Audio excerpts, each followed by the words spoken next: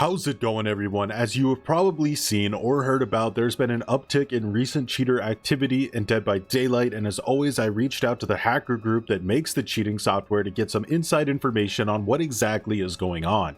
So in this video we're going to go over how the new 6.1.0 update affected the cheater situation, what behavior is doing behind the scenes, what your reports are actually doing right now, and why Epic Game Store crossplay should honestly be Killswitched.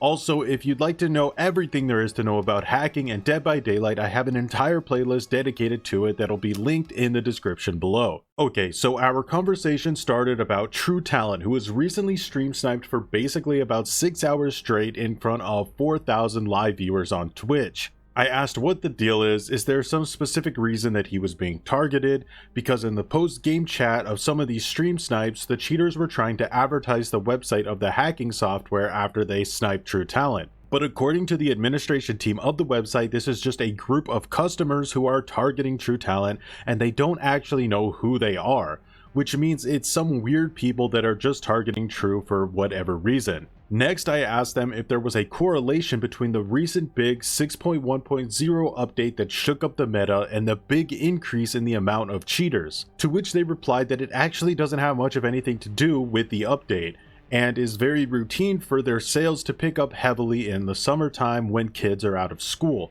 They also estimate that about 90% of the actual stream sniping that's being done right now is by the same 10 to 15 people. So that applies to streamers like SpooknJukes that are being targeted by members of this website or Discord server, but clearly in the case of others like True Talent, you can always be harassed by a private group as well, which means it doesn't matter if you're a big streamer or a small streamer, or even if you're not a streamer, if there's a specific group that wants to harass you, they can do it with this software. A new addition to the hacker's arsenal is the ability to snatch cloud IDs.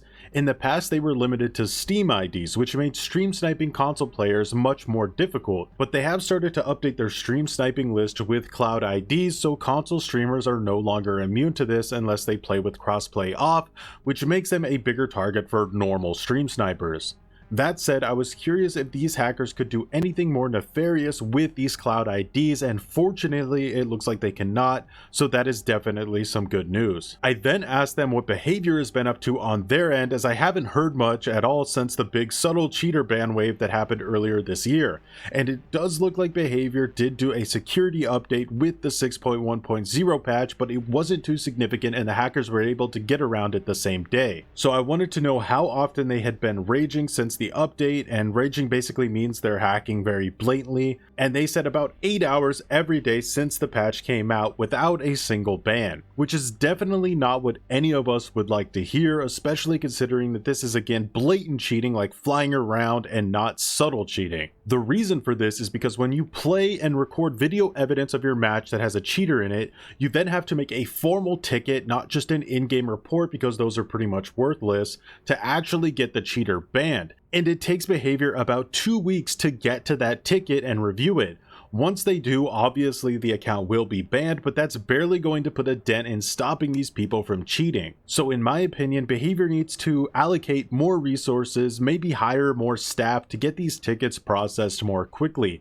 I know they've been funding a lot of other projects recently, but I feel like maintaining the health of DBD is the most important aspect of the studio. Now, of course, I wanted an update on auto dead hard to see if it still works. If you don't know what that is, it's basically a hack that automatically triggers dead hard when the killer initiates an attack to give you a somewhat guaranteed third health state. And it looks like not only does it still exist, it actually works even better than it did before because you are no longer locked into a direction when it activates. See, one of the old problems with auto dead hard is that it would often force you to dead hard into a corner or a bad position, and then you would immediately get hit again. Now the cheater has full range of motion, which makes it a little bit better and harder to detect. I also asked about the DBD hacking Terminator bots that destroy people in seconds, and they do still exist, but luckily I don't think they were very popular among customers, and so they don't really get used when the administration team isn't messing around or streaming. They do have Twitch channels and YouTube channels where they showcase the hacks though, and also the streamers they have sniped. So the last thing we talked about was how playing with crossplay off affects the likelihood of playing with cheaters. This is a thing some content creators and other players have started doing as well to avoid playing with them even on Steam, where it's still technically possible to run into cheaters. And this, of course, is the fault of the Epic Game Store. You may know that when Behavior released DBD on the Epic Game Store last year, it was free for like the first week. During this time, some cheaters created thousands of accounts to stockpile for the future. But what you probably don't know, and what I didn't know, is that the Epic Game Store is so pathetic that there's an exploit to basically play any game, not just DBD, for free, essentially allowing for complete immunity to bans. Normal customers will need to pay a few dollars, but anyone who knows how to exploit this feature doesn't even need to do that. In fact, this specific mainstream cheating software is so much easier to use on the Epic Game Store that it currently only works for Epic Game Store players. Since that's the case, I think it would be much healthier for the majority of DBD players to Killswitch Epic Game Store crossplay until they get their security updated.